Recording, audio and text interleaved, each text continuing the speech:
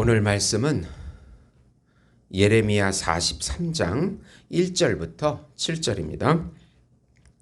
예레미야가 모든 백성에게 그들의 하나님 여호와의 말씀 곧 그들의 하나님 여호와께서 자기를 보내사 그들에게 이르신 이 모든 말씀을 말하기를 마치니 호사야의 아들 아사랴와 가레의 아들 요하난과 모든 오만한 자가 예레미야에게 말하기를 내가 거짓을 말하는도다. 우리 하나님 여호와께서 너희를 애굽에서 살려고 그리로 가지 말라고 너를 보내어 말하게 하지 아니하셨느니라. 이는 네리야의 아들 바룩이 너를 부추겨서 우리를 대적하여 갈대아 사람의 손에 넘겨 죽이며 바벨론으로 붙잡아 가게 하려 함이라. 이에 가레아의 아들 요하난과 모든 군 지휘관과 모든 백성이 유다 땅에 살라 하시는 여호와의 목소리를 순종하지 아니하고 가레아의 아들 요하난과 모든 군 지휘관이 유다의 남은 자 곧 쫓겨났던 여러 나라 가운데서 유다 땅으로 살려 하여 돌아온 자 곧 남자와 여자와 유아와 왕의 딸들과 사령관 느부사라다니 사반의 손자 아이감의 아들 그다랴에게 맡겨둔 모든 사람과 선지자 예레미야와 네리야의 아들 바룩을 거느리고 애굽 땅으로 들어가 다바네스에 이르렀으니 그들이 여호와의 목소리를 순종하지 아니함이러라. 아멘. 불순종의 죄라는 제목으로 은혜를 나누고자 합니다. 사랑하는 성도 여러분, 신앙은 참으로 예민합니다. 우리가 계속해서 매 순간 하나님의 말씀을 듣고 묵상하고 하나님의 뜻을 알려달라고 기도하지 않는다면 금방 우리의 오감은 보이는 세상으로 작동합니다. 듣는 세상의 매력에 자연스럽게 빨려갑니다. 저도 핸드폰을 보면 금방 한두 시간이 가버립니다. 핸드폰의 매력에 이 안목의 정욕, 갖가지 이야기들이 많은 그런 것에 처음에는 좋은 것을, 유익한 것을 들으려고 하다가 다른 영상이 나오면서 갖가지 스포츠나 그런 것에 그냥 빨려 들어가는 것을 볼 수 있습니다. 안목의 정욕이죠. 세상은 그렇게 매력적입니다. 그냥 가만히 있어도 세상에 취하게 됩니다. 점점 세상 이야기를 듣고 보이는 대로 생각하면 점차로 신앙은 약해지고 세상이 커져 보이고 또 아무것도 없는, 가진 것이 없는 자신을 보면서 불안해하기 시작을 합니다. 우리가 믿는 하나님은 약해져 가지고 잘 보이지 않습니다. 그럴 때 정신을 차리고 말씀과 기도로 돌아오면 되는데 계속해서 머물러 있으면 신자인지 불신자인지 구분이 안 갑니다. 지정이가 세상 말만 하게 되고 예배 정도만 참석을 하고 불신자와 다를 바가 없게 됩니다. 여기서 더 나가면 변질이 되고 하나님을 영화롭게 하지 않고 자기를 즐겁게 하는 자아의 옛자아에 빠지게 됩니다. 그런 생활을 계속하다 보면 나중에는 신앙을 버리게 되고 배도하게 되는 것입니다. 요즘 우리나라에서 일어나고 있는 현상입니다. 불순종은 계속 불순종을 낳기에 회개하지 않으면 패망하게 됩니다. 우선 하나님 말씀에 순종하지 않으면 더욱 마음이 강팍해집니다. 예레미야 40장에서 44장은 예루살렘 함락 이후에 이스라엘의 남은 자에 대한 역사 기록입니다.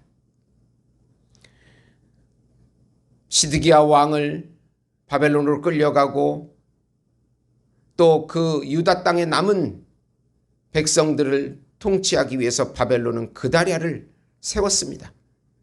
그러나 암몬과 짜고 이스마엘이 그다랴 총독을 죽이고 암몬으로 도망가 버립니다. 남은 사람들은 엄청난 두려움에 빠지게 되었습니다.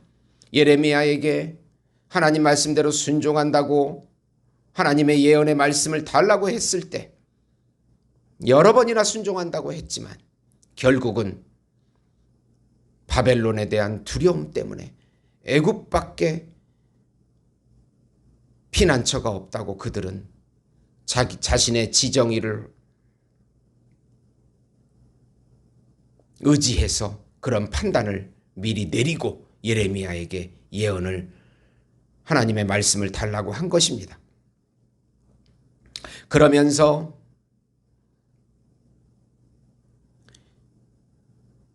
바벨론의 유다의 나무라는 예언에도 불구하고 끝까지 애굽을 향하게 됩니다. 어느 정도 말하냐면 예레미야 예언이 거짓이라고 말하고 바룩에게 미혹됐다고 하는 말도 안 되는 얘기를 하게 됩니다. 강팍한 말입니다. 자기들이 원하는 하나님의 말씀을 듣기를 원했으나 하나님의 말씀은 반대로 얘기했기 때문에 자신을 바벨론의 군사의 손에 죽을 것이라고 그렇게 두려워한 것입니다. 그리하여 요하난과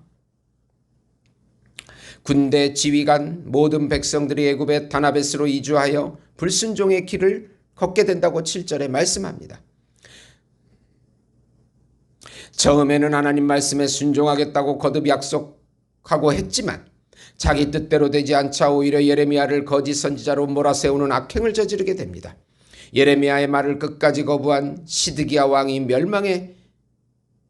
멸망과 같이 이들도 불순종의 대가로 결국은 멸망당하게 됩니다. 우리는 항상 우리가 좋아 보이는 안식처를 선택하지만 하나님의 말씀은 다르게 말씀하실 수 있다는 것을 생각해야 합니다.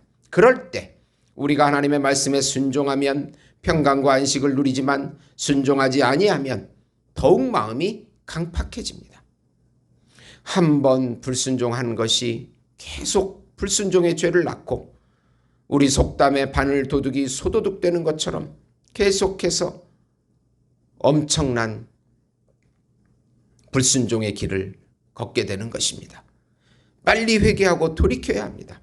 요하난의 선택은 예레미야의 예언이 그렇게 나왔을 때 하나님 말씀을 기억하면서 바벨론 군사들에게 일어난 모든 일들을 솔직하게 고백하고 자신들이 저지르지 않은 짓이라는 것을 분명히 말했으면 바벨론 군사들도 그것을 이해했을 것입니다. 그러나 그런 선택을 하지 아니하고 바벨론 군사들이 자신을 죽일 것이라는 그 두려움에 빠져서 유일한 안식처가 애굽이라는 판단하에 그리로 들어가게 된 것입니다. 두 번째로 심판의 사인을 주어도 회개하지 않으면 결국 망합니다. 애굽에 도착해서 하나님께서는 백성들을 회개하도록 상징 행동으로 알려주십니다. 백성들 앞에서 큰 돌들을 가져다가 바로의 별장 그 주춧돌 아래에 진흙으로 묻으라는 것입니다. 9절입니다. 너는 유다 사람 눈앞에서 내 손으로 큰 돌 여러 개를 가져다가 다바네스에 있는 바로의 궁전 대문의 벽돌로 쌓은 축대에 진흙으로 감추라. 이게 무슨 행동입니까? 그리고 그 상징을 해석해 주십니다.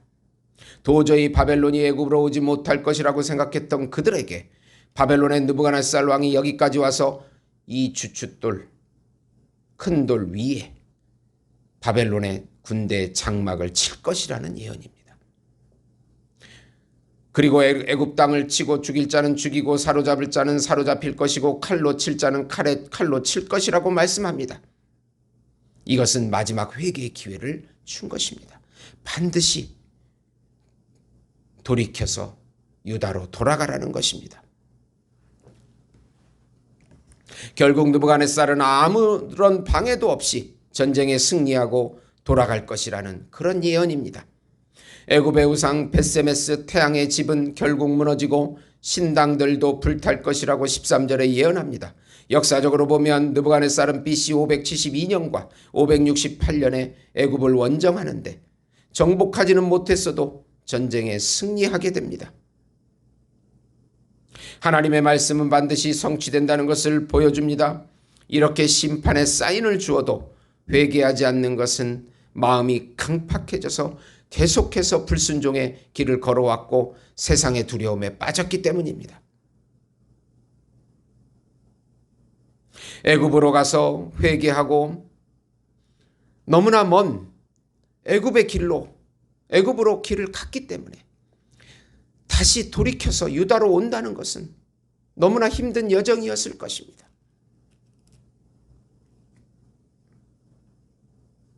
그러나 우리가 항상 하나님 말씀대로 순종해야 하고 그렇지 못했을 때 바로 회개하고 마음을 지키고 그 애굽에서 힘들지만 유다로 돌아와야 하는 것입니다. 사단은 계속해서 불순종의 죄를 짓도록 유혹하기 때문입니다. 과감하게 길을 돌이켜야 합니다. 회개하고 돌이켜야 합니다. 그것이 사는 길입니다. 고린도후서 13장 5절에 보시면 너희는 믿음 안에 있는가 너희 자신을 시험하고 너희 자신을 확증하라. 예수 그리스도께서 너희 안에 계신 줄을 너희가 스스로 알지 못하느냐? 그렇지 않으면 너희는 버림받은 자니라. 매 순간 우리는 하나님의 말씀을 듣고 순종하고 있는가? 성령의 인도함 받아서 성령의 9가지 열매를 맺으면서 살아가고 있는가? 그렇지 않으면 점차로 불순종의 길을 가게 된다는 경고의 말씀인 것입니다. 오늘도 말씀과 성령의 인도함 받으셔서 불순종의 길을 갔으면 과감하게 돌이키셔서 다시 회개하고 하나님 품으로 예수님 품으로 돌아와 예수님의 새 자의 삶을 사셔서 하나님의 놀라운 축복과 기적을 맛보시는 우리 예수 목장교회 성도 여러분이 되시기를 예수님의 이름으로 축원드립니다.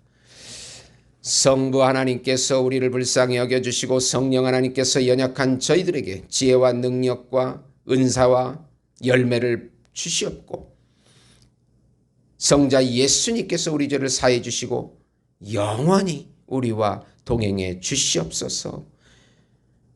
예수님의 이름으로 기도드리옵나이다. 아멘.